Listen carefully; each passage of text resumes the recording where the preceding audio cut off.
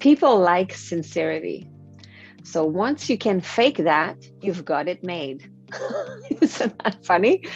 Somehow there's tons and tons of cartoons and jokes and things you can find about sales because there's this preconceived limiting belief in the society that salespeople are bad, right? And selling is bad. And selling is really trying to force your services or your product on somebody and then take their money and you gotta be mean and somehow we have to start changing these limiting beliefs if we want to become good at sales, because selling is not just about having a business card where your name is written with sales professional or salesperson after it.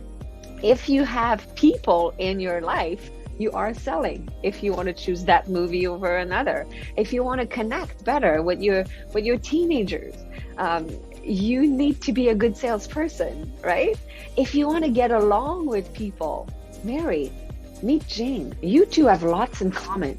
She also thinks she knows it all. So what happens when there's personality conflicts like that? You gotta be a good salesperson, right?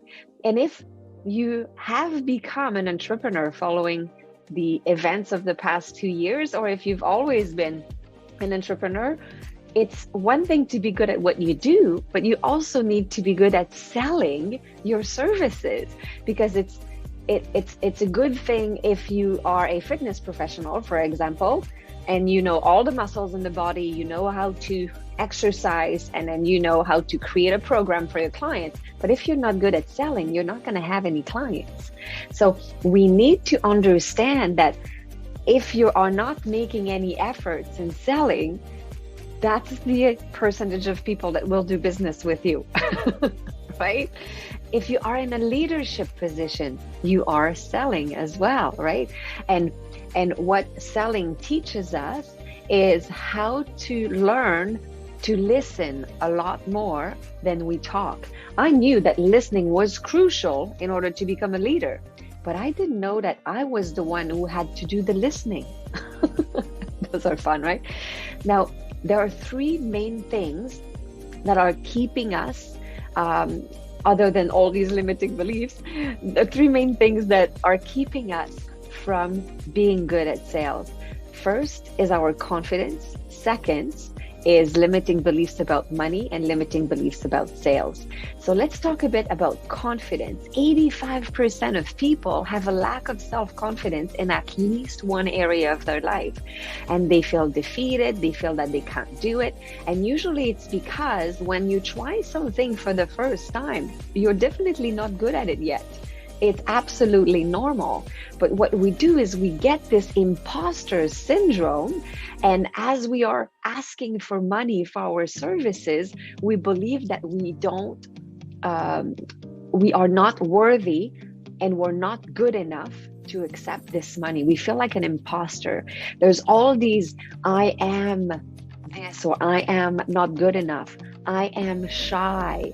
And we believe that because we are an introvert, we're not going to be good at selling.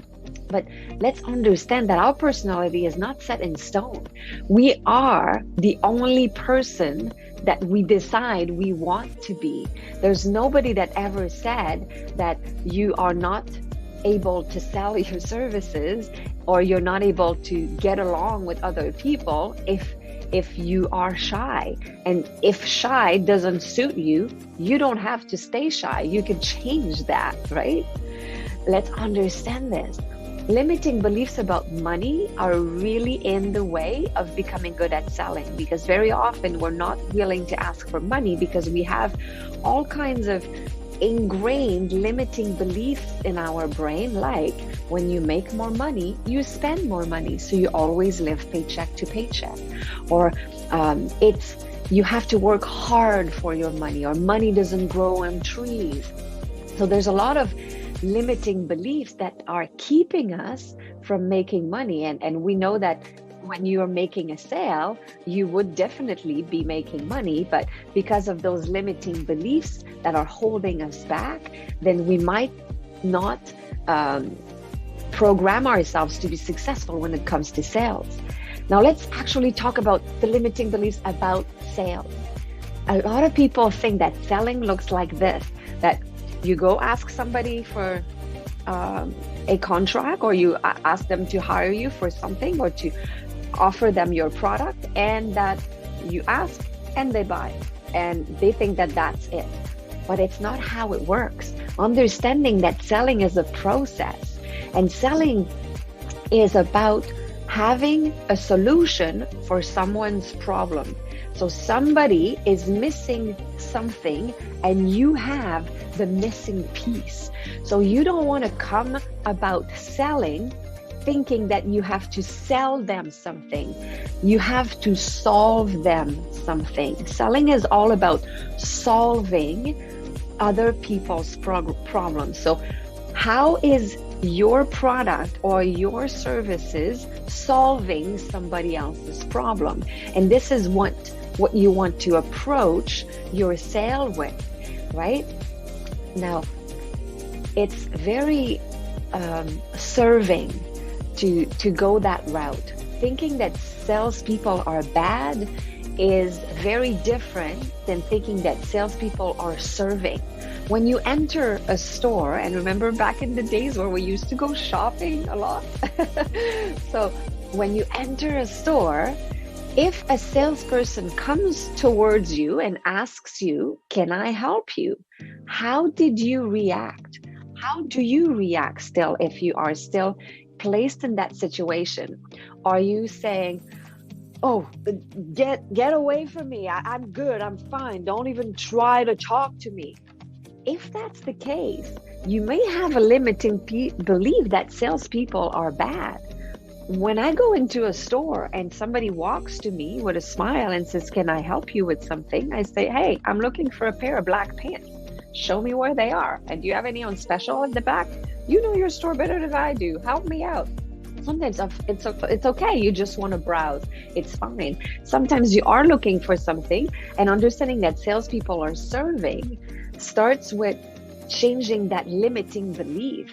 So try to observe your behavior when you are with other people that maybe are in a selling situation. Do you immediately judge them as they are bad people?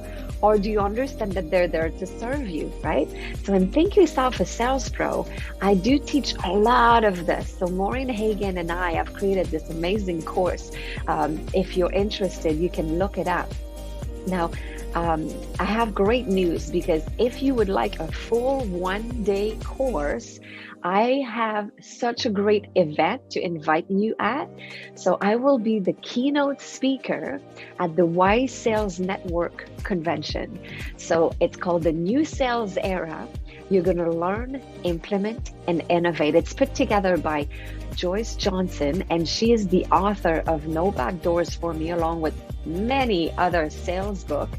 So I'll be the keynote opening speakers. So the heart note speaker, we're going to talk about limiting beliefs. We're going to talk about changing our mindset.